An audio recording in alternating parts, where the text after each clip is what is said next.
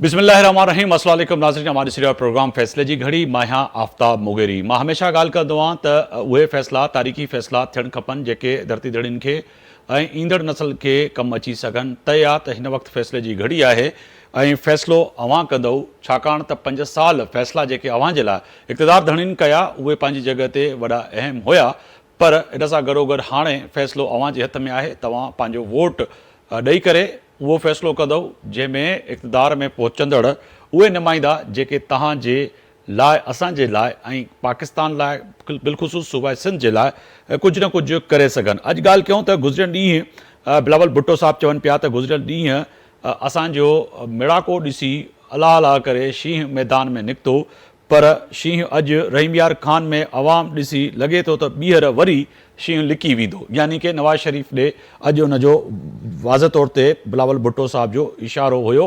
ऐं अॼु बिलावल भुट्टो सिंध समेत पंजाब ऐं पंजाब समेत पूरे मुल्क में हिन वक़्तु PMLN जे क़ाइदीन ते ऐं PMLN जी सियासत ते तनक़ीद कंदे नज़र अचनि पिया। अहिड़ी रीति मरियम नवाज़ अॼु बानी पाकिस्तान तहरीक इंसाफ़ ते तनक़ीद कंदे चयो त असां यकीनी पाकिस्तान खे ठाहियोसीं, असां उहे मुश्किल वक़्तु जॾहिं आयो त परॾे त हलिया वियासीं, पर पाकिस्तान सां गद्दारी न कईसीं। तव्हांखे कंहिं चयो त पाकिस्तान सां तव्हां अहिड़ी गद्दारी कयो जेका ईंदड़ वक़्त में अव्हां खे क़ौम न बख़्शे सघे। अहिड़ी रीति अगरि ॻाल्हि कयूं त अॼु अवामी मिड़ाको यकीनी तौर ते PMLN ऐं पीपल्स पार्टी पंजाब में वॾो सजायो त आहे, पर इन सां गॾोगॾु सिंध में बि GDA जेका वॾी अहम जमात आहे उन जो बि जेको आहे सो सियासी सरगर्मियूं नज़र अचनि पियूं। अहिड़ी रीति जेको आहे सो जमात इस्लामी मुत्तहिदा क़ौमी मुल्क पाकिस्तान जूं बि जेको आहे सो हिन वक़्तु जेको अहम प्रेस कॉन्फ्रेंसूं, कॉर्नर मीटिंगूं जेके आहिनि उहे नज़र अचनि पियूं। अॼु ॻाल्हि ॿोल कंदासीं इन ते। मुंहिंजा मोज़िज़ महिमान, मां तारुफ़ कराईंदो हलां, मोहतरमा ज़ाहिदा बंड साहिबा आहिनि, पाकिस्तान मुस्लिम लीग नून सिंध जी सदर आहिनि, वीडियो लिंक ते मौजूदु आहिनि। वॾी महिरबानी मैडम, अवां वक़्तु कढियो मुंहिंजे प्रोग्राम जे लाइ। शमीम मुमताज़ आहिनि, अॻूणी MP आहिनि, पाकिस्तान पीपल्स पार्टी जी जेको आहे सो हिन वक़्तु कराची जे अंदरि पंहिंजी जनरल इलेक्शन विढ़नि पियूं, इन्हनि जी बि वॾी महिरबानी। टेलीफोन लाइन ते मौजूदु आहिनि अशफाक मंगी साहिबु आहिनि, सीनियर अॻवान आहिनि, अॻूणा मेंबर बि आहिनि सूबाई असेंबली जा, उहे बि टेलीफोन लाइन ते मौजूदु आहिनि। अवां जी बि वॾी महिरबानी अशफाक मंगी साहिबु, अवां वक़्तु कढियो मुंहिंजे प्रोग्राम लाइ। मैडम ज़ाहिदा बंड साहिबा, मां तव्हां ॾे ईंदुसि। तय आहे त अॼु जेको बिलावल साहिबु चवनि पिया त अलाह अलाह करे अॼु असांजो रहीम यार ख़ान जो जेको अवाम आहे उनखे ॾिसी यकीनी तौर ते PMLN ऐं शींहुं त परेशान थियो हूंदो, पर मुल्क में जलसा ॾिसी करे हाणे शींहुं निकितो आहे, पर लॻे थो त रहीम यार ख़ान जे जलसे खां पोइ वरी शींहुं नज़र न ईंदो। जी आफ्ताब साहब अस्सलाम वालेकुम। जी असल में बिलावल साहब घबरायल आहे ऐं उन हमेशह घबरायल जी पॉलिटिशियन कई आहे, सियासत कई आहे। शींहुं कॾहिं बि घबरायल न आहे। शींहुं अगरि घबरायल हुजे हा त हीउ शींहुं सां गॾिजी ऐं इक़्तिदार में हुकूमतूं ऐं वठी चुका आहिनि, इक़्तिदार में ही वज़ारतूं वठी चुका आहिनि। बिलाल साहब खे कहिड़ी पॉइंट ते थो चवे त शींहुं घबरायल आहे? बिलाल साहब पाण पंहिंजी 15 साल जेके हिननि सिंध में हुकूमत कई आहे ऐं 15 साल हिन सिंध में माण्हुनि जेके मज़लूम सिंध जा माण्हू आहे ऐं असांजा सिंधी, उन्हनि सां हिननि कहिड़ा सलूक कया आहिनि, कहिड़ा कमु कया आहिनि, उहा पंहिंजो हिनमहिल ताईं त ॿुधाइनि कोन था। हिनमहिल बि कारकर्दगी बिलाल साहब सिर्फ़ु पंहिंजी शहीद राणी जंहिं हेॾी शहादत ॾिनी सिंध जे लाइ, पाकिस्तान लाइ, जेके शहीद कयो वियो, उन जे शहादत ते ही उन जी राणी ते वोट त वठनि था, पर वोट ही सिर्फ़ु पंहिंजे मुफ़ादनि लाइ इस्तेमालु कनि था। बिलावल साहब हींअर जो चए थो त मलाखड़ो जेको रहीम यार ख़ान में सां रचायो आहे, इहे मलाखड़ा जेके आहिनि, इहे मलाखड़ा हिन जे लाइ हूंदा, पर असां अवाम जे लाइ हींअर जज़्बो खणी ऐं जलसा पिया कयूं। अवाम मियां साहब जे हींअर बि मोहबत ऐं अवाम मियां साहब खे हींअर बि चाहे थो, ऐं इहो तय थियल आहे त मियां साहब नवाज़ शरीफ़ पाकिस्तान जी ज़रूरत आहे ऐं पाकिस्तान जी मजबूरी आहे। पाकिस्तान में मियां नवाज़ शरीफ़ खे हे नाहल करे कढी ॿाहिरि धिके छॾियो, पर मियां नवाज़ शरीफ़ पोइ बि पाकिस्तान सां गॾु ऐं उन जी धीअ जेकी मरियम नवाज़ गॾु बीठी ऐं वक़्त जे जेको न्याज़ी फ़रोन हो जे 4 साल हिन मुल्क जी सियासत, मुल्क जी मैशत सां ऐं लाडलो थी खेॾियो, उनखे उन ॿुधायो त हीउ पाकिस्तान सिर्फ़ु तव्हांजो न आहे, पाकिस्तान 22 करोड़ अवाम जो आहे। बिलाल साहब खे बि मां इहो चवंदमि, बिलाल साहब तव्हां अञा दोदा न थिया त अञा चने सरो अॼु ताणी बि तव्हां पंहिंजी वालदा साहिबा जा कम कारकर्दगी ॾिसियो पिया त 15 साल में सिंध जे अवाम लाइ छा कयो आहे, उहा थोरी पाण ॿुधायो त तव्हां पंहिंजे वालिद साहब सां ज़रदारी साहब सां मिली करे जेकी बेनज़ीर भुट्टो साहिब आहे उन जी त असांखे ख़ानदान नज़र कोन थो अचे, पर उहा क़ुर्बानी ॾेई वई आहे पंहिंजे साहुरनि लाइ। साहुरा जेके हुन जा मैदान में हींअर जंग विढ़नि पिया पंहिंजे इक़्तिदार जी, त ख़ुदा असांखे वोट ॾियो ऐं असांखे वरी इक़्तिदार में आणियो त असां तव्हांखे सस्ती तालीम ॾियूं, सस्तो सिहत ॾियूं, तव्हांखे घर ॾियूं। त 15 साल ई छा पिया कनि, ही 15 साल हिन जी कारकर्दगी कहिड़ी आहे, हिननि पंहिंजे सिंध में छा कयो आहे। ठीक है मैडम, ये इल्ज़ामात जी सियासत जेका है यकीनन हिन वक्त लगे तो PMLN ऐं पीपल्स पार्टी के विच में एक वही जंग छिड़ी चुकी है। शमीम मंता साहिबा, आप भी हमारे साथ मौजूद हैं। एक तो ज़ाहिदा बंड साहिबा कह रही हैं कि जो इस वक्त इक़्तिदार की जंग है, मगर 15 सालों में आपने किया क्या है। अगर आज बिलावल भुट्टो साहब फरमा रहे हैं कि रहीम यार खान के अवाम देख के लगे ऐसे रहा है कि अब शेर जो है भाग जाएगा, नहीं होगा, तो यकीनन ही अब ज़ाहिदा बंड साहिबा जो सवाल उठा रही हैं कि 15 साल में आपने सिंध के लिए क्या किया है, तो कैसे वोट मांगेंगे सिंध के लोगों से आप। बिस्मिल्लाहिर्रहमानिर्रहीम। जी, मेरी आवाज थोड़ी खराब है, माजरत। जी जी। मैं अपनी बहन से ये कहूंगी कि मुझे जवाब दे दे कि 2 मरतबा और 3 मरतबा वज़ीर आज़म पाकिस्तान रहने के बाद मियां नवाज शरीफ साहब ने पूरे पाकिस्तान को तो छोड़े, मैं सिर्फ सिंध की बात करूंगी, हमारे सिंध के साथ क्या किया। एक मोटरवे बनाकर अगर वो ये समझते हैं कि मैंने बहुत बड़ा काम किया है तो मुझे बता दें, हम आपको पूरा हिसाब देने को तैयार हैं कि हमने क्या किया है। हम तो 15 साल को तो छोड़े, मैं तो उस 15 महीने की बात कर रही हूँ जो अभी 15 महीने थे और छोटे मियां साहब वज़ीर आज़म थे मर्दे हुर आसिफ अली जरदारी साहब की वजह से, तो उन्होंने कहा अक्सरियत आपकी है तो हम समझते हैं आपको वज़ीर आज़म होना चाहिए। हम इस 15 महीने की कारकर्दगी बताएं तो ये मलाखड़ा कह रही हैं, थोड़ा सा मेरी बहन को लफ्जों का एहतियात करनी चाहिए। मलाखड़ा मैं नहीं कह रही हूँ, मलाखड़ा बिलावल साहब कह रहे हैं, मलाखड़ा मैं नहीं कह रही। जो है वो भी थे। हमने 15 महीने में ये किया है कि पाकिस्तान तो बिल्कुल ग्रे लिस्ट पे खड़ा हुआ था, पाकिस्तान तबाही के दिहाने पे खड़ा हुआ था, पाकिस्तान सियासी तौर पर सारी दुनिया में अकेला हो गया था। मेरे चेयरमैन बिलावल भुट्टो जरदारी ने अपनी खारजा पॉलिसी के जरिए, अपनी खारजा पॉलिसी के इक़दाम के जरिए पाकिस्तान को उस जगह पर खड़ा किया कि आज हम फिर अल्हम्दुलिल्लाह इलेक्शन की तरफ जा रहे हैं, जमहूरी अमल को, तसलसल को बरकरार रखने के लिए जा रहे हैं और जमहूरियत को डीरेल होने से बचाने के लिए जा रहे हैं, क्योंकि मेरी शहीद रानी ने कहा था कि जमहूरियत बेहतरीन इंतकाम है। तो हम बेहतरीन इंतकाम की तरफ जा रहे हैं जमहूरियत के जरिए उन लोगों से छीनने के लिए। इस वक्त मैं समझती हूँ हमें लड़ना नहीं चाहिए, हमें एक पेज पे होना चाहिए, पाकिस्तान के आवाम की खिदमत करनी चाहिए। हम अब नहीं तो एक पेज पे कैसे हो शमीम मंता साहिबा, ये बताइएगा कि एक पेज पे कैसे हो, एक पेज पे कैसे हो। यकीनी तौर पे इलेक्शन में आप जा रहे हैं। जमहूरियत का शुक्रिया अदा करें मियां साहब कि जिस वजह से वो 4थी बार वजीर आजम बनने के ख्वाब देख रहे हैं। शुक्रिया अदा वो बनेंगे इंशाअल्लाह ताला, वो बन रहे हैं कि आज वो वजीर आजम बनने के ख्वाब देख रहे हैं। मेरी बहन को मलाखड़ा नजर आ रहा है, ये मलाखड़ा नहीं है, ये पाकिस्तान मलाखड़ा मैंने नहीं कहा आफ्ताब साहब, ये मेरा अल्फाज नहीं है।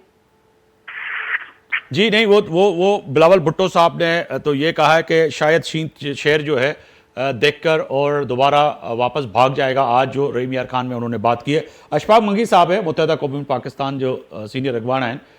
मंगी साहब, अॼु ख़ालिद मक़बूल सिद्दीकी साहब चवनि पिया त कराचीअ जी हक़ जेको आहे उहो कराचीअ जे नुमाइंदनि खे मिलणु खपे, त कराची जा नुमाइंदा केरु आहिनि इहो थोरो सम्झाईंदव त छा जमात इस्लामी कराची जी नुमाइंदा तंज़ीम न आहे, पाकिस्तान पीपल्स पार्टी सियासी पार्टी आहे उहा कराची जी नुमाइंदा पार्टी न आहे, PMLN न आहे, ॿियूं जेके सियासी धुरियूं आहिनि उहे न आहिनि, सिर्फ़ु MQM ई आहे। जी वॾी महिरबानी मुगेरी साहब। सभ खां पहिरीं त मां तव्हांखे इहो ॿुधाइणु चाहियां थो त कोई वज़ीर आज़म जो ख़्वाबु लहे पियो, कोई वज़ीर आला जो ख़्वाबु लहे पियो, पर हिते अवाम कंहिंखे नज़र कोन पियो अचे। असांजी ॻाल्हि कराची खां कश्मीर ताईं आहे, बल्कि कश्मीर खां कश्मीर ताईं ॻाल्हि आहे। जेसी ताईं के अवाम खे पंहिंजा राइट्स न मिलंदा त यकीनन शहरी इलाइक़नि खां बि आवाज़ ईंदो ऐं ॿाराड़ी खां बि आवाज़ ईंदो ऐं मुख़्तलिफ़ जॻहनि तां आवाज़ ईंदो। तव्हां सूरत हाल ॾिसो, पाकिस्तान जी तमामु घणी सूरत हाल ख़राबु आहे। जे तव्हां सूबे सिंध, मां पंहिंजे सिंध जी ॻाल्हि कंदुसि त मुंहिंजे सिंध में हिन वक़्तु लॉ एंड ऑर्डर जी सिचुएशन तमामु घणी ख़राबु आहे। हिन वक़्तु पीअण जो पाणी कोन्हे, नौजवान बेरोज़गार आहिनि, ऐं उन खां अलावा तव्हां इंफ्रास्ट्रक्चर जी तव्हां सूरत हाल ॾिसो त पूरी सिंध जेको आहे सो हिन वक़्तु खंडरात में तब्दील थी वई आहे। जेका सूरत हाल लाड़काणे में आहे उहा सेम सूरत हाल तव्हांखे कराची में नज़र ईंदी। ॻाल्हि इहा आहे त जेसीं ताईं असीं अवाम जी ॻाल्हि न कंदासीं ऐं अवाम जे जेको आहे सो बुनियादी उन्हनि खे जेकर अवाम खे बुनियादी सहूलियतूं न ॾींदासीं त यकीनन इहे आवाज़ हर जॻह ताईं ईंदा। मुंहिंजे चवण जो मक़सदु आहे त हिन वक़्तु तमामु पॉलिटिकल जमातूं मैदान में लथल आहिनि ऐं पंहिंजो पंहिंजो नैरेटिव खणी करे हू मैदान में निकितल आहिनि। मंशूर सभिनीनि पंहिंजो ऐलान करे छॾियो आहे। हाणे फ़ैसिलो अवाम खे करण जो। अवाम कहिड़ो फ़ैसिलो थो करे? अवाम जेकर सम्झंदो त मुतहिदा क़ौमी मूवमेंट उहो सही जेको आहे सो कमु अवाम जी ख़िदमत करे सघी त यकीनन हू अवाम जेको आहे मुतहिदा क़ौमी मूवमेंट खे वोट कंदो। जेकॾहिं 15 साल पीपल्स पार्टी अवाम जी ख़िदमत कई आहे त पीपल्स पार्टी खे अवाम वोट कंदो। जे नून लीग या PTI ख़िदमत कई आहे त उन्हनि खे वोट ॾींदो। चवण जो मक़सदु आहे हाणे अवाम खे बि जेको फ़ैसिले करण जो वक़्तु आहे ही वक़्तु उन्हनि जे लाइ बहितरीनु वक़्तु आहे। 8 तारीख़ परे न आहे। मूंखे उमेद आहे त अवाम सोची सम्झी फ़ैसिलो कंदो। हालात कराची खां कश्मीर ताईं मां जी अर्ज़ु कयो तमामु घणी सूरत हाल ख़राबु आहे। बिल्कुलु तव्हांजे सिंध में इंफ्रास्ट्रक्चर तबाह थी चुको आहे। हिन वक़्तु असांखे सिंध खे ॿीहर तामीर करणो आहे। सिंध खे मज़बूत करणो आहे। सिंध खे ख़ुशहाल बणाइणो आहे। हिन वक़्तु असांजा माण्हू परेशान आहिनि तमामु। तव्हां कंहिं बि सिंध जे शहर में वञो तव्हांखे सुठी सूरत हाल नज़र न ईंदी। हक़ाइक़ खे रखिणो पवंदो असांखे। सिर्फ़ जेको आहे पंहिंजी सियासी जमातुनि मगर मंगी साहब तव्हांखे सिंध तबाह छो थी नज़र अचे? शमीम मंता साहिबा खे नज़र न पई अचे, पाकिस्तान पीपल्स पार्टी खे नज़र नथी अचे, अव्हांखे सिंध कीअं नज़र थी अचे तबाह? मूंखे इन जे करे अचे थी त मां ग्रास रूट जो माण्हू आहियां ऐं जेको आहे सो मां पूरे सिंध जे दौरे ते वेंदो आहियां। मां थरपाकर बि वेंदो आहियां, मां मिठी बि वेंदो आहियां, मां ठटो बदीन लाड़काणो ऐं मां खैरपुर सखर खां मां बिलोंग कयां थो। मां कश्मीर बि वेंदो आहियां ऐं मां जेकाबाद बि वेंदो आहियां। गॾी मूंखे ख़बर आहे त मुंहिंजे सिंध जी कहिड़ी सूरत हाल आहे। उतां जा असांजा सिंध जा मारूड़ा तमामु घणा परेशान आहिनि। हिन वक़्तु राति जो तव्हां सफ़र नथा करे सघो मुगरी साहब। हिन वक़्तु बि अगवा बराए तव्हांजी सूरत हाल कंहिंखे शायदि नज़र कोन थी अचे पर मूंखे नज़र अचे थी पई। सिंध जा माण्हू तमामु घणा परेशान आहिनि। लाड़काणे ते तव्हां राति जो सफ़र कोन था करे सघो।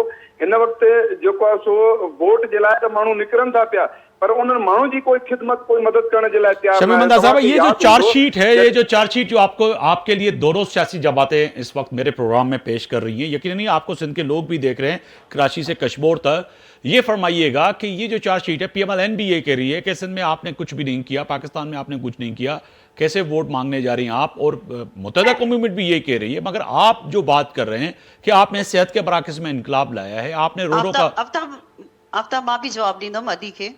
जी जी जी जरूर मैं उनसे जवाब ले लूं। मैं आपकी ताने भी इंदुस। मैडम मुझसे बात कर रहे हैं? जी मैं आपसे बात कर रहा हूं। आपके सामने सवाल। बिल्कुल मेरे भाई, आप लोग कहेंगे कि बार बार हम लोग दोहराते हैं सेहत की सहूलियात या जो भी है। आपको पता है पहले मिनिस्टर कौन रहा था और बाद में मिनिस्ट्री किसके पास थी हेल्थ की? उसके बाद आप उठा के देख लें पूरे सिंध में NICVD का एक भी, मुझे इस मेयार का एक भी अस्पताल पूरे पाकिस्तान में बता दें अगर होता तो लोग कराची ना आते, सिंध ना आते। इसी तरह गंबट का मुझे दिखा दें, साइबर टाइप मुझे दिखा दें, डिजीज का जो हॉस्पिटल है मेरा गुलशन वाला, उसके मेयार का मुझे एक अस्पताल दिखा दें तो मैं कहूंगी कि हाँ बिल्कुल लोगों ने खिदमत की है। हम उनको एतराफ भी करेंगे कि उन्होंने खिदमत की है। हम सिर्फ इस वक्त सिंध की बात कर रहे हैं, मैं सिंध के हवाले से बात करूंगी, पूरे पाकिस्तान के हवाले से मैं बात ही नहीं कर रही हूँ। हम तो दावत देते हैं और न सिर्फ पाकिस्तान बल्कि मैं तो कहती हूँ अफगानिस्तान और उसके बराबर के लोग यहाँ पे मौजूद है अस्पतालों में। अगर किसी को शक है तो जाए, आज भी वो जिला हॉस्पिटल, सिविल हॉस्पिटल, ये तो बिल्कुल वो है जो बिल्कुल निचले लेवल के हॉस्पिटल है। वहां जाके भी आप देख लें कि आपको नहीं लगेगा। ट्रॉमा में चले जाए आप, बेनजीर ट्रॉमा में चले जाए आप, आपको देख के एहसास भी नहीं होगा कि हम कहीं और बैठे हुए। जहां तक मेयारी एजुकेशन की बात है, देखिए एजुकेशन का नुकसान किसके दौर में पहुंचा? उस दौर में पहुंचा कि जब लोगों ने अपनी औकातों को मजबूत करने के लिए हर उस इलाके में घोष स्कूल बनवा दिए अवाम का दिल जीतने के लिए। बाद में क्या हुआ? इन स्कूलों के साथ वहां पर जानवर बन गए। बदनाम कौन हुआ? Pakistan Peoples Party. हालांकि आपको पता है कि अरबाब रहीम के जमाने में वो रोशनी स्कूल और ये स्कूल और वो स्कूल वो सारे बने थे। घोष मुलाजमीन ढूंढे, हम बायोमेट्रिक लाएं ताकि हम मेयारे तालीम को ला सके। हमने IDA से टेस्ट करवाए मास्टरों के, हेड मास्टर के, ताकि वो आके मेयारी तालीम को बरकरार रख सके। मैं क्या करूं कि मेरे लोग जो है वो इंफ्रास्ट्रक्चर को नहीं देखते। पारकर की चले जाए आप, उमरकोट चले जाए आप, अगर मेरा भाई गया है मंगी तो यकीनन उसने देखा होगा वहां की सड़कों का भी आप देख लें सूरत हाल। मगर मंगी साहब कह रहे हैं कि मैं पूरा सिंध में जाता हूँ, पूरी सिंध में उनको कुछ नजर नहीं आ रहा। की बात है, सुन ले मेरे भाई, जहां तक अमन की बात है, यहाँ पर सिंध में और खास तौर पर सिंध के शहर कराची में एक मिनी पाकिस्तान है। हर किस्म के लोग आबाद है, बेरोजगारी है, महंगाई है। आपको पता है जो सूरत हाल है, कौन गया उसके जॉबों के खिलाफ कोर्ट? कौन गया? एमक्यूएम गई ना। किसी जॉबों पे पाबंदी लगाई जाए ना दी जाए, कौन हुआ दुश्मन अवाम का? वही जमात है ना जो मंगी साहब इहो तो सवाल अहम आहे त जॾहिं तव्हां सिंध दुश्मन पॉलिसियूं ऐं सिंध दुश्मन आवाज पर रह के बात करें ना। जी मैं आपका सवाल से मंगी साहब के सामने सवाल रखना चाह रहा हूं। मंगी साहब, जॾहिं तव्हां सिंध दुश्मन पॉलिसियूं ऐं सिंध दुश्मन इहे जेके शयूं नज़र अचनि पियूं, अवां जॾहिं MQM पीपल्स पार्टी चए पिया असां नौकरियूं ॾियूं पिया त MQM अदालत जो सहारो वठी ऐं उन नौकरियुनि ते बैन लॻाए थी, वरी ॿिए तरफ़ चवे पई त ॾह ऐं तव्हांखे जेको आहे सो रोज़गार ॾींदासीं। कीअं सर तव्हां अदालतुनि में वञो था, सिंध जे माण्हुनि जे रोज़गार ते पाबंदियूं लॻारायो था, त पोइ कहिड़ी रीति जेको आहे सो नौजवान ऐं सिंध जा माण्हू वरी अव्हांखे वोट ॾियनि? ॾिसो, पहिरीं ॻाल्हि त पीपल्स पार्टी जेकॾहिं नौकरियूं ॾींदी आहे हिन ते केरु एतिराज़ करे सघे थो? न तव्हां एतिराज़ कयो आहे माज़ी में न सर, अदालतुनि में विया आहियो। पर जेको आहे सो नौकरियूं सभिनी ग़रीब माण्हुनि खे ॾिनियूं वञनि, पैसनि ते न ॾिनियूं वञनि। सर उहो त बाद जो मसइलो आहे, पर तव्हां त वञी स्टे ऑर्डर वठी आयो न मंगी साहब, उहो त बाद जो मसइलो आहे त पैसनि ते खपियूं या मेरिट ते ॾिनियूं, पर तव्हां त जेको आहे सो कोर्ट हलिया वियो न। जेका शमी मंता साहिबा नुक़्तो हिते रेज़ कयो आहे प्रोग्राम में, तव्हां अदालतुनि में हलिया वियो, उन ते वञी स्टे वरितो, तव्हां नौकरियूं न जहिड़ियूं ॾिनियूं। ॾिसो, जेकॾहिं इलेक्शन जे टाइम में जॾहिं इलेक्शन अचे तीअं गैर कानूनी तव्हां नौकरी ॾींदी त यकीनन जेको आहे कोर्ट में माण्हू वेंदो ऐं स्टे वठंदो।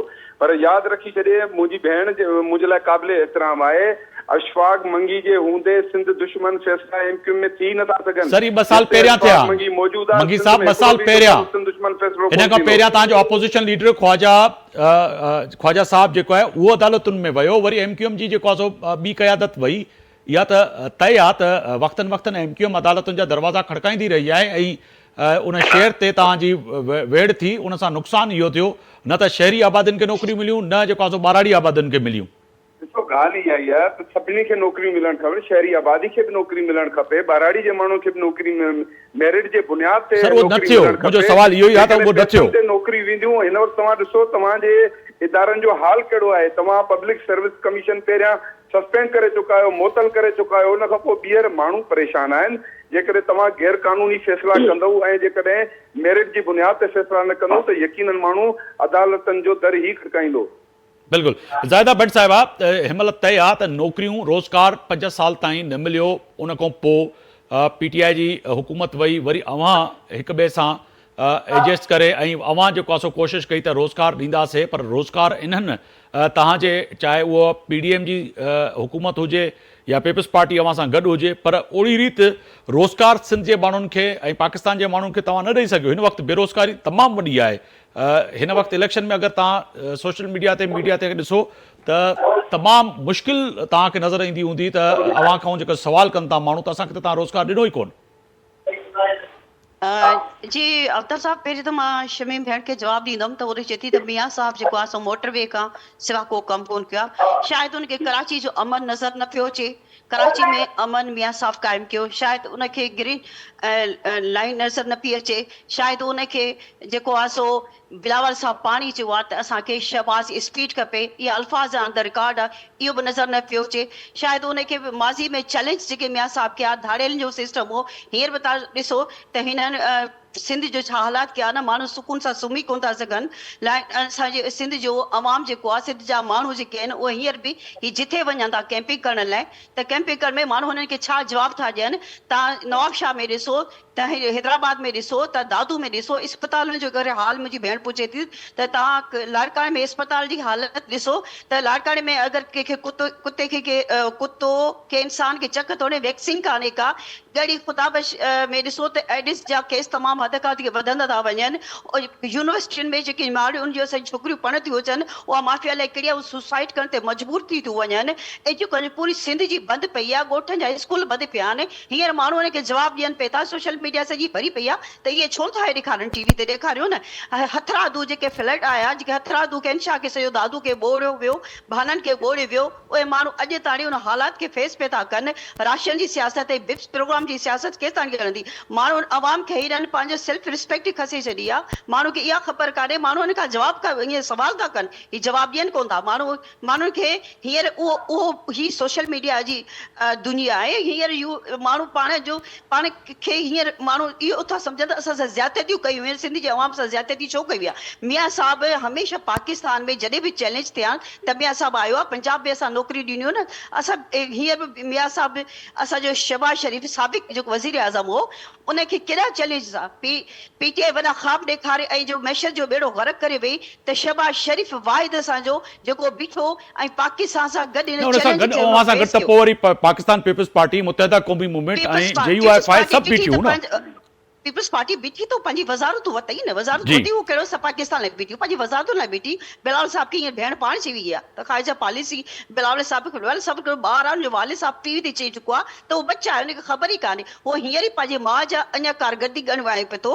हींअर बि चए थो त मुंहिंजी वालदा वेमेंस बैग ॾिनियूं, हिननि पाण कारकर्दगी कहिड़ी कई आहे। हीअ ॿुधाए न, दादू जी हॉस्पिटल तव्हां ॾिसो, लाड़काने जी हॉस्पिटल ॾिसो, पाण बिलावल साहब लाड़काने में छो थो बीहे। हींअर कैंडिडेट बिलावल साहब लाड़काने में त कोन थो इलेक्शन कॉन्टेस्ट करे, हुन ख़तरो आहे, वो छो न उते बीठो आहे। लाड़काने मां बीठो आहे, लाड़काने मां ॿिनि जॻहियुनि तो विड़े पियो, लाड़काने मां बि विड़े पियो ऐं पंजाब मां बि करे पियो पार्टिसिपेट ॿिनि। शमी मंता साहिबा, ये लाड़काने शहर मां न, आफ्ताब लाड़काने शहर उमरकोट या शदाकोट जी लाड़कानो डिवीजन थियो, लाड़कानो ई थियो डिवीजन। अगर तव्हां कंबर शहदाद डिवीजन थियो, पर लाड़काने में अगरि कमु कयो हुजे हा त बि हा न। ॾिस न, लाड़काने में पाण नथा बीहनि न, ख़बर अथनि न लाड़काने जा माण्हू दाऊं पिया था कनि। नवाज़ शाह माण्हू हिननि सिर्फ़ु ही चवनि था न त सिंध खे पेरिस करे छॾियो आहे, त सिंध पेरिस असांखे ॾेखारियनि न। हींअर माण्हू हिन खे शमी मंता साहिबा वो करी कि अगर हमें कोई पेरिस दिखा दें, लाड़काना का पेरिस दिखा दें, शहदाद कोट का पेरिस दिखा दें, कराची का पेरिस, इनको क्यों नहीं? जिस ग्लासेस से आप पेरिस को देख रहे हैं तो मुत्तहिदा कौमी मूवमेंट और नून लीग को दिखा दें आप। नहीं, मैंने तो पेरिस का नाम ही नहीं लिया, मैंने तो सिर्फ पूछा है NICBT के अगर सब कह रहे पेरिस बना दिया इससे। आपने कहा सैलाब आया जी, 20 लाख घर देने की बात की और हमें अल्हम्दुलिल्लाह हमने शुरू कर दिया। ये मुझे बताएं, आज तक साउथ पंजाब में सैलाब आया, सिंध में सैलाब आया, दादू में सैलाब आया, आपका पूरा हल्का वो डूबता रहा। कितने घर बना के दिए हम काम करते हैं, हम यहाँ साहब ने काम किया माजी में, अभी भी अल्हम्दुलिल्लाह। सिंध में आप बैठे हो, घर हमने बनाने के लिए शहबाज शरीफ 5-6 विजिट कर चुके हैं, वजीर आजम शहबाज शरीफ। जी मैडम, हिकिड़ो शमी मंताज़ साहिबा खे ॿुधणु ॾियो त आवाज़ जीअं मूं ताईं बि अचे, माण्हू भी समझी सघनि। जी मैडम बोलिए आप। मैं ये कह रही हूँ कि ये मुझे कह रही है कि एक म्यारी चीज दिखा दे। मैं तो ये कह रही हूँ कि जो सैलाब आया था जिस तरह बहुत शदीद, हमने तो वहाँ 20 लाख घरों का भी काम किया जो कि अल्हम्दुलिल्लाह खवातीन के नाम है और बनने शुरू हो गए। मुझे देखा है हमारे दादू में, राजनपुर जो हर साल डूबता है, राजनपुर में कितने घर आज तक नून ने दिए, बड़े मियाँ साहब ने, छोटे मियाँ साहब ने क्या किया साउथ पंजाब के लिए, मुझे बता दे मेरी बहन। मैंने तो एक NICBT का है ना, मुझे एक अस्पताल तीनों सूबों में बता दे उस मेयार का जो गम्बट में बना हुआ है, जहाँ इसको बोलो पासपोर्ट पूरी सिंध में पासपोर्ट ऑफिस हमने बनाए, हुकूमत सिंध मुफ्त इलाज कर रही है। मेरी बहन तो जवाब ही नहीं दे पा रही। ग्रीन लाइन बिल्कुल फेडरल गवर्नमेंट का पूरा मंसूबा नहीं है, सिंध गवर्नमेंट ने उसका अपना हिस्सा डाला है। और के सिंध गवर्नमेंट ने अपना हिस्सा डाला है, फेडरल गवर्नमेंट ने हमें कोई पैसा मुझे जवाब नहीं दे, आवाम को जवाब दे। आज तक पहले पूरा होमवर्क करें, होमवर्क करके आके, मैं तो 10 साल से बैठी हूँ पार्लियामेंट में, मैं सुन रही हूँ बैठकर, फिगर के साथ बात करें। मेरे तो मैंने शमी बेर में सच बात कर रही हूँ, आपको सच दिखा रही हूँ, आपको आईना दिखा रही हूँ। मेरा होमवर्क बहुत अच्छा है, आप लोग होमवर्क करें और अभी आपको इस इलेक्शन में पता चल जाएगा कि अवाम से क्या सलूक कर रहा है। ज़ाहिदा बंड साहिबा, तव्हां हुनखे मैडम खे ॻाल्हाइण ॾियो त हुनजो आवाज़ जीअं पहुचे, वरी पोइ तव्हां ते बि मां ईंदुसि ऐं मंगी साहब ॾे वेंदुसि, हिकु थी करे ॻाल्हाईंदासीं त माण्हुनि ताईं आवाज़ बि पहुची सघंदो ऐं उहे सम्झी बि सघंदा। यकीनी तव्हांजी पार्टी जो मौक़िफ़ आहे, तव्हांजी कारकर्दगी आहे, तव्हां रखणु चाहियो था, असांजो प्लेटफॉर्म हाज़िर आहे, पर हिन सां गॾोगॾु आवाज़ जॾहिं मिलनि पिया त कंहिंजी सम्झ में न पियो जो केरु पियो ॻाल्हाए। शमी मंता साहिबा, आप कह रही हैं कि आप लोगों ने काम किया है, आपने NICBT का मिसाल दिया, आपने कहा कि ज़ाहिदा बंड साहिबा जो है कोई एक हॉस्पिटल गिनवा दें, यही कहना चाह रही हैं? देखिए, मैंने तो हॉस्पिटल क्या, मैं तो हर चीज का नाम ले रही हूँ जी। हॉस्पिटल तो बहुत दूर की बात है ना, मैंने तो कहा कि मुझे ये 15 साल में से क्या हुआ, हमारा बजट किधर है। ग्रीन लाइन की मेरी बहन ने बात की, ग्रीन लाइन में हमारा भी हिस्सा डाला हुआ है, उसके अंदर S3 की मुझसे बात करें, उसका मुझसे बात करें कि भाई कितना बजट फेडरल गवर्नमेंट ने देना था, कितना सिंध गवर्नमेंट ने देना था। ग्रीन लाइन की जहां तक बात है, सालों हो गए, अगर ये लोग काम करते तो ये काम बहुत पहले पूरा हो जाना चाहिए था। मैंने तो एक हॉस्पिटल पूछा है, मैंने इसमें भी आप लोगों ने डिले किया, आपने डिले किया। मियां साहब आपके बार बार आप लोगों को पास आ रहा था, विजिट कर रहा था, लेकिन आप काम नहीं कर रहे थे। आप अपना सिर्फ कागज डॉक्यूमेंट्स में काम करते हैं, आप तमाम सिर्फ डॉक्यूमेंट्स में कम कर रहा हो। काम नहीं किया तो दूध का दूध पानी का पानी हो जाएगा। सिंध रोडन जी हालत ॾिसो आफ्ताब साहब, सिंधी रोडन जी हालत ॾिसो त सिंधी रोडन जी छा हालत आहे। असां माण्हू वञी नथा सघनि, हिननि जा रोड पंहिंजे ॻोठनि जा जिथे हिन जा MLA MP रहनि था उन्हनि जे ॻोठनि जा रोड ॾिसो, वरी तव्हां सिंध जे अवाम जे माण्हुनि जा रोड जी ॾिसो। मैडम मैं मंगी साहब के पास जाऊंगा क्योंकि दोनों खवातीन मेरे लिए काबिल एहतराम है। अगर एक एक करके बात करेंगी तो यकीनन आवाज सब तक नहीं सुन रही ना मेरी, जी या तो बोलने का मौका दे मुझे पूरा। जी मैं बार बार यही कह रहा हूं कि अगर एक वक्त में एक बंदा बात करेगा तो यकीनन मैं सबको इक्वल टाइम दूंगा, क्योंकि लोग देख रहे हैं और ये एक सीरियस टॉक शो है। तो मैं उससे कहना चाह रहा हूं कि उनके आप पास बताने के लिए कुछ नहीं है, वो सिर्फ शोर कर रही है बीच में। मेरे सवालों का जवाब दे दें। चले मैं उनसे जवाब लेता हूं। मैडम अब आप जवाब दे दे। वो कह रही हैं कि अगर मुझे कुछ भी है, मैं तो चीजें गिनवा रही हूं, वो मुझे अगर आप जवाब दे दे कि PMLN तहां सिंध जे लाइ कहिड़ा कम कया आहिनि, पर उन सां गॾु सिंध को छोड़ दे। मुझे बताएं आफ्ताब साहब, सिंध की हुकूमत 15 साल हिननि जी रही आहे, असांजी न रही आहे। सिंध में ही रहिया आहिनि। चलो पंजाब जी ॻाल्हियूं, पंजाब जे तव्हां कुझु शयूं ॿुधायो। पंजाब जी हुकूमत सेटिस्फाई आहे। पंजाब में असां लैपटॉप ॾिना, दानिश स्कूल ॾिना, असां किडनी जो हॉस्पिटल ॾिनियूं, हिननि खे बि हेल्प कई आहे। असां हिमल मोटरवे जेके सिंध में पूरे ॼार विछाया आहिनि, असांजा विछायल आहिनि। कराची में जेको अमन क़ाइमु कयो असां कयो, ही त हिननि अमन क़ाइमु कयो ई कोन्हे। माण्हुनि खे ॿोरियुनि में लाश मिलंदा हुआ। ही अधी मुंहिंजी भेण भुलिजे थी, ही मूंखे होमवर्क थी कराए त तूं होमवर्क कराए अच। ही घबरायल आहिनि, हिनखे हिन दफ़े ख़बर आहे त असां अवाम लाइ का बि शइ न कई आहे, सिर्फ़ु अवाम खे असां कशकोल ॾिनो आहे। त कशकोल जी सियासत केसि ताणी हलंदी? सिंध जो अवाम जेको आहे हिकिड़ो वॾो स्टेबल हो। सिंध ते 72 काहूं पहिरें थी वयूं आहिनि बादशाहनि जूं, पर हींअर ज़रदारी जी 73 काह जेकी आहे ख़तम ई कान थी थिए, थियणु खपे। हींअर सिंध जो माण्हू बर्दाश्त न कंदा। हिननि जी जेकी इहा हरकतूं ऐं इन्हनि जो इहो इक़्तिदार ज़बरदस्ती, अगरि हिन एॾा कम कया त पोइ मुंहिंजी भेण छो हिननि खे माण्हू हींअर जवाब सवाल पिया था कनि। वो तो फैसलो अवाम कंदी न मैडम, फैसलो तो अञा थियो न आहे न, फैसलो तो अवाम कंदी। वोट जे फैसलो ज़रिए न आहे त पोइ हिननि खे हर जॻह ते जवाब मिले थो, हर जॻह ते हिनखे जवाब मिले। सोशल मीडिया सॼी भरी पई आहे, माण्हू सां क्वेश्चन पिया था कनि, उहे तव्हां चवनि था ॾेखारियो न तव्हां।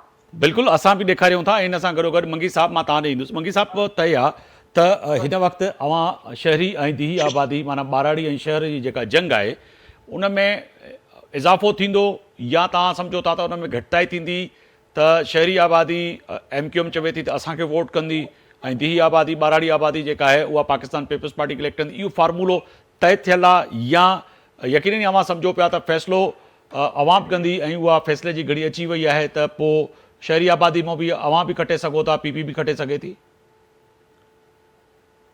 जी मुगीर साहब, मां अर्ज़ु कंदुसि, मूं जे पहिरियां बि इहा ॻाल्हि कई त फ़ैसिलो अवाम खे करिणो आहे ऐं यकीनन तमामु जॻहनि ते असांजा कैंडिडेट, असांजा उम्मीदवार बीठल आहिनि, इंशाअल्लाह ताला भारी एक्सपीरियंस सां खटंदा।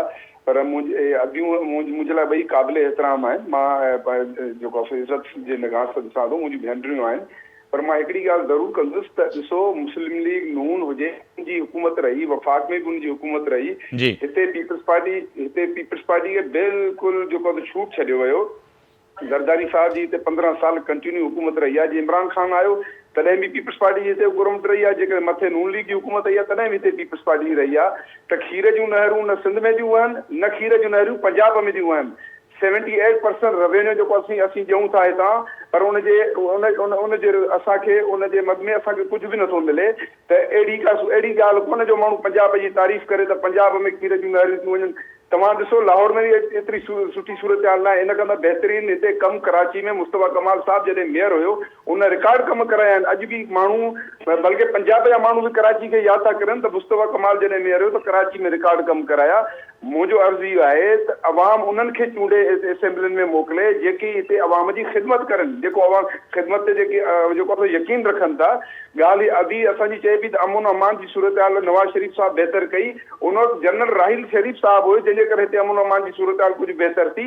पर हिन वक़्तु हालात तव्हां ॾिसो त सिंध जी का सूरत हाल सुठी न आहे। पंजाब में बि वञो, पंजाब जी सूरत हाल सुठी कोन्हे। हिन वक़्तु पूरो मुल्क जेको आहे सो इन सियासतदाननि जे, इन करप्ट सियासतदान जे वर चढ़ियल आहे। असांखे साफ़ सुथरा ईमानदार सियासतदान खपनि ऐं उहे माण्हू खपनि जेकी अवाम जे लाइ जो कुझु सोचनि पिया। मगर तव्हां चओ पिया त PMLN जे दौरे हुकूमत में सिंध में अमन अमान न आयो, उन वक़्तु राहिल शरीफ़ हुयो, पर मुल्क जो वज़ीर आज़म अगरि शहबाज शरीफ़ हुयो त क्रेडिट तव्हां सिर्फ़ु राहिल शरीफ़ खे ॾींदव या नवाज़ शरीफ़ खे बि ॾींदव मंगी साहब?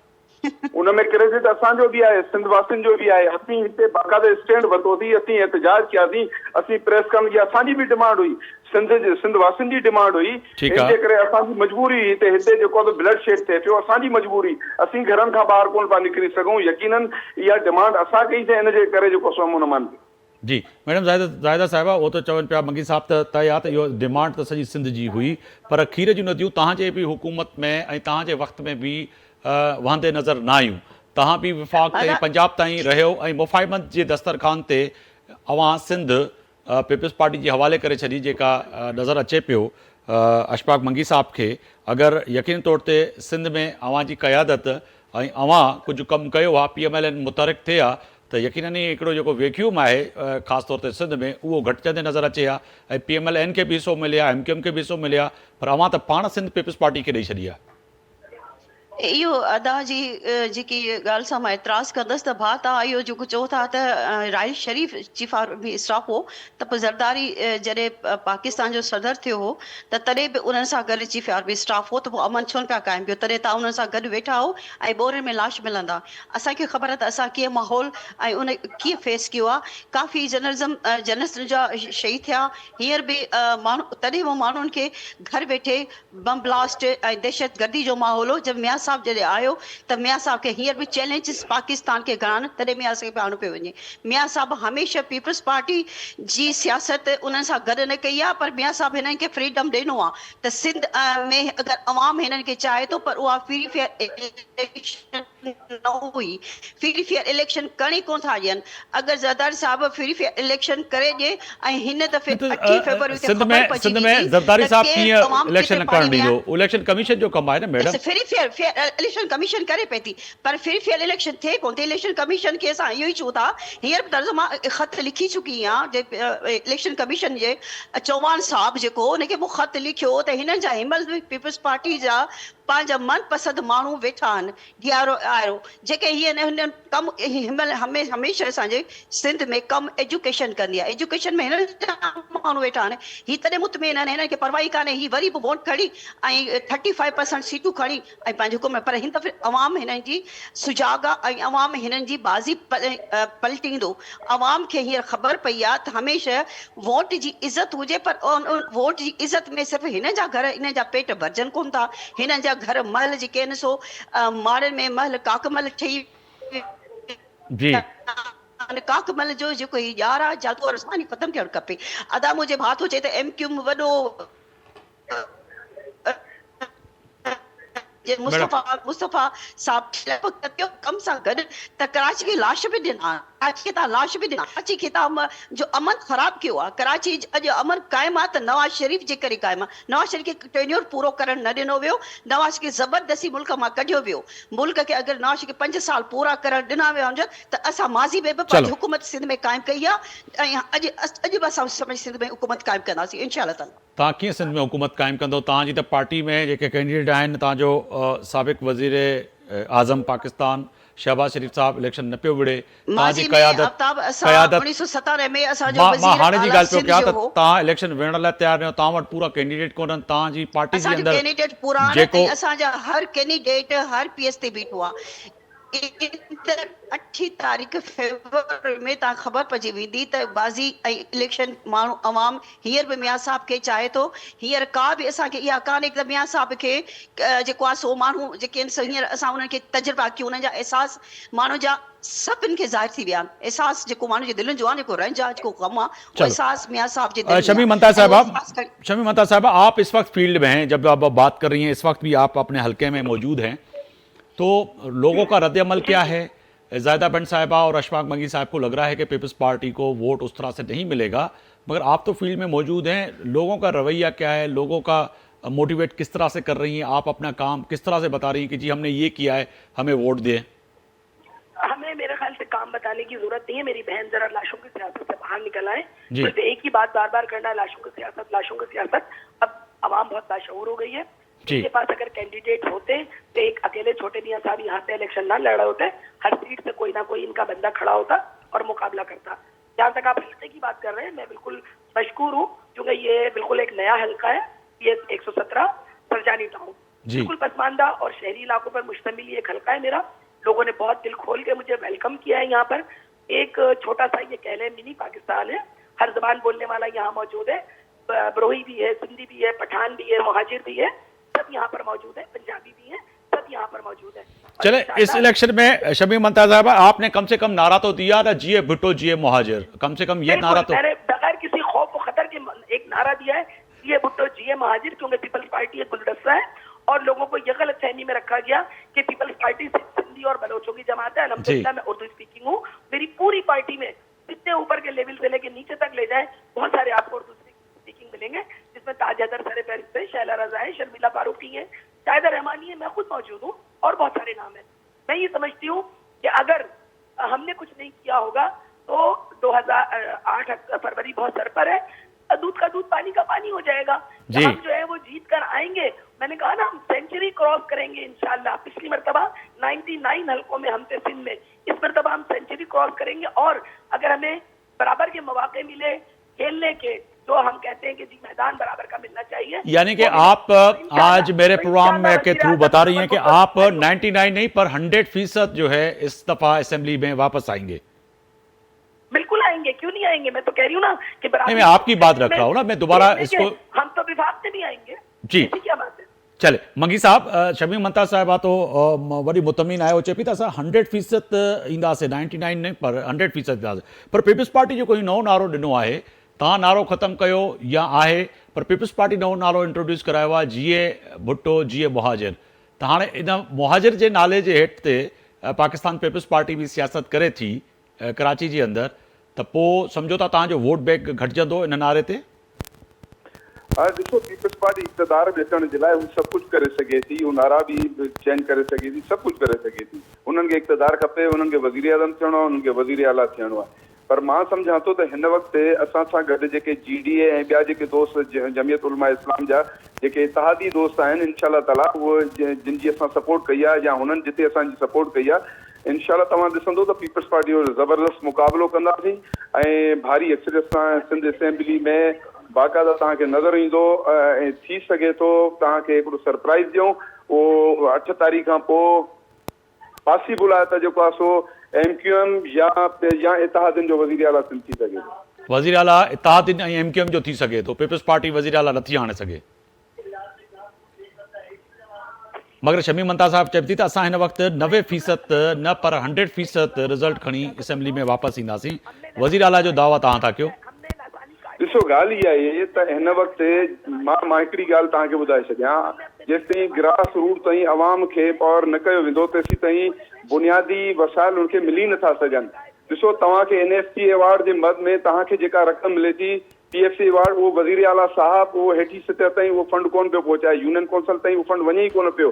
असीं जेको नैरेटिव ॾिनो आहे, असां जेको मंशूर ॾिनो आहे, उहो असां चाहियूं था त ज़िलई हुक्मरानी जेका आहे उनखे जेको आहे मज़बूत कयो वञे। जेसिताईं की यूनियन कौंसल ऐं टाउन तालका इहे जेको आहे सो मज़बूत न थींदा, तेसीं ताईं अवाम खे रिलीफ नथो मिली सघे। अवाम के रिलीफ ॾियण जी जेको ॻाल्हि कंदो, यकीनन इक़्तिदार में भी उहो ईंदो। मैडम शमीम मुमताज साहिबा, आप तो कह रहे थे कि 90% नहीं न 100%, मगर वो मंगी साहब कह रहे कि इस दफा जो है सरप्राइज देंगे, वज़ीर आला शायद हमारा इत्तेहादी और हम जो है MQM मुत्तहिदा कौमी पाकिस्तान इस ऐवान में लाएगी। सर मुख्तसर सा जवाब दीजिए। देखिए, ख्वाब देखने पे पाबंदी नहीं है और ख्वाहिश करने पर भी कोई पाबंदी नहीं है। जी। मेरा भाई देखे, ख्वाब भी देखे, ख्वाहिश भी करे, ये तो अवाम फैसला करेगी 8 फरवरी को कि किसका वज़ीर आला होगा, किसका वज़ीर आज़म होगा और कौन हुकूमत बनाएगा। ज़ाहिदा भट्ट साहिबा, मुख्तसर अगर वज़ीर आज़म नवाज़ शरीफ नथो थिए ऐं बिलावल भुट्टो थिए थो, छाकाणि त शमीम मुमताज साहिब चए थी ख़्वाब ॾिसण ते पाबंदी न आहे, ख़्वाब ॾिसी सघे थो कोई बि इंसान, मगर अवां जेको ख़्वाब ॾिसो था त अवां जो क़ाइद वज़ीर आज़म थिए पाकिस्तान जो चौथो दफ़ो ऐं उहो ख़्वाब अधूरो रही थी वञे ऐं बिलावल भुट्टो थी थो वञे, त पोइ छा थींदो? ॾिसो, आफ्ताब ख़्वाब ॾिसणु गुनाह न आहे, भली ॾिसनि, पर हक़ीक़त आहे त मियां नवाज़ शरीफ़ वज़ीर आज़म पको आहे अवाम हींअर बि मियां साहब ते एतमाद थो करे ऐं अवाम हींअर बि मियां साहब खे चाहे थो। पाकिस्तान जी जेकी बि हींअर असां हालत ॾिसूं पिया उनखे वाहिद हिकिड़ो लीडर आहे जेको मियां साहब ठीकु कंदो। हीअं चैलेंज वॾा आहिनि ऐं मियां साहब इंशा ताला अवाम जे वाइदनि ते पूरो लहंदो। अदी मुंहिंजी भेण भली चवे त वज़ीर आज़म बिलावल साहब थिए या अदरवाइज़ केर बि थिए, पर सिंध में हींअर जेकी सिचुएशन उहा तमामु ॿी आहे। हिननि खे ख़बर का बि कान थी पए, हीअ अंधे घोड़े ते आहिनि। हिन ख़ुदा जे वास्ते सिंध जे अवाम लाइ सोचणु खपे, ग्रास लेवल रूट्स माण्हुनि लाइ सोचणु खपे। बुनियादी हक़ कोन ॾेई सघिया आहिनि, पाणी जा पाणी कोन था माण्हुनि खे ॾियनि, लाइट कान्हे, गैस कोन्हे, स्कूलनि में तालीम कोन्हे। सिर्फ़ु ॿारनि खे हारी नारी जी हालत ॾिसो। कशकोल जी सियासत हाणे ख़तमु थियणु खपे ऐं इनफ इज़ इनफ ख़तमु थियणु खपे। वॾी महिरबानी मोहतरमा ज़ाहिदा बंड साहिबा, अवां मुझे प्रोग्राम लाइ वक्त कढियो। ऐं शमीम मंता साहिबा, अवां जी भी वॾी महिरबानी, बहुत शुक्रिया कि आपने वक्त निकाला। अशफाक मंगी साहब, अवां जी भी वॾी महिरबानी। तय आहे त अॼु असां ॻाल्हि ॿोल कईसीं मौजूदा सियासी सूरत हाल ते, ख़ासि तौर ते जेका छिकताण आहे हिन वक़्तु सियासी छिकताण उहा वॾी अहम आहे। अॼु पाकिस्तान पीपल्स पार्टी, पाकिस्तान मुस्लिम लीग नून, मुत्तहिदा क़ौमी मूवमेंट पाकिस्तान सभु सूरियूं जेके हिक ॿिए ते इल्ज़ाम तड़नि थियूं, पर फ़ैसिले जी घड़ी अची वई आहे। फ़ैसिलो अवां खे करिणो आहे, कहिड़ी बि रीत जेको आहे सो अवां खे अवाम खे वोट जेको ॾींदो उहो वोट जो जेको आहे इस्तेमालु जेको आहे उनजो सही कजो पंहिंजे वोट जो, त जीअं ऐवान में जेके माण्हू पहुचनि अवां जे वोट सां उहे अवां जे लाइ, मुंहिंजे लाइ, इन धरती धणी जे लाइ को फ़ैसिला सही करे सघनि। आफ्ताब मोगरी खे इजाज़त ॾींदा। अल्लाह हाफ़िज़।